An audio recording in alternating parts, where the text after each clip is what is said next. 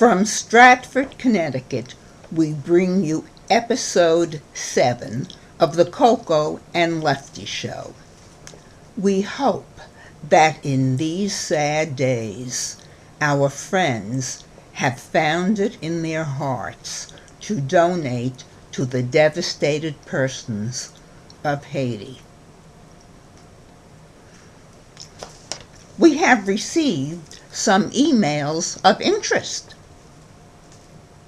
Najla Habush of Connecticut asks if it's true that Oprah Winfrey and her friend Gail are a lesbian couple.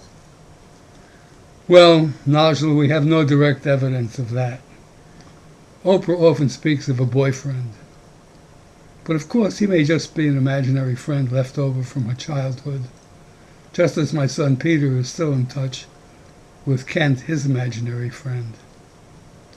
Najla, have you ever considered a threesome, possibly, of Oprah, Gail, and Dr. Oz? I guess Rosie O'Donnell would probably know a lot more about that. Another email from Maureen Flynn of Alexandria, Virginia, about Rachel Ray, the television chef. Does it ever seem to you that Rachel's head seems to set directly on her shoulders? Well, Maureen, Rachel Ray has a genetic disorder known as cervical diverticulosis, or more commonly known as no-neck syndrome. This has advantages and disadvantages. You'll often notice on her program that she always turns her body because she can't turn her head, having no neck. The advantages are that she never suffers from a stiff neck, nor will she ever be victim to the type of accident that led to the death of Christopher Reed.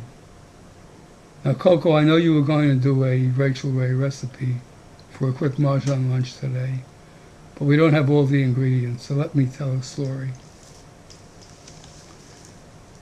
In Jerusalem, and I said, okay, Rabbi K, that's Pig Latin for Hasidic rabbi, with a parrot on his shoulder, goes into a restaurant and buys a cup of tea for each. The waiter serves them, and then asks, Warum hast du ihn gekauft? That's Esperanto for, where did you buy him? The parrot answered in Esperanto, Ich habe ihn nicht gekauft. I didn't buy him. All you have to do is fly down to the Wailing Wall. These Hasidim are all over the place. Well, you know I don't do imitations, but you probably noticed how facile I am with languages. That's why I'm often known to be a cunning linguist. I guess we have time for another story. Morris took his grandpa to his first professional football game, and they had great seats right behind the home team bench.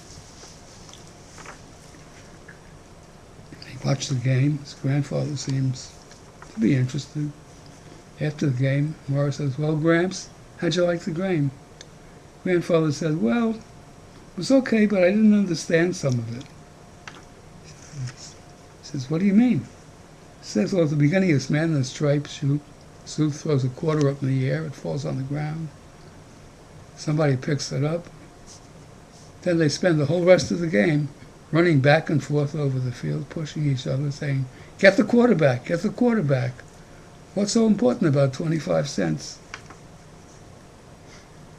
And I guess that's our episode for today, folks. In our next episode, we may have Coco interviewing a very, very sought-after guest. So keep in touch, and so long for now. Bye-bye. Bye.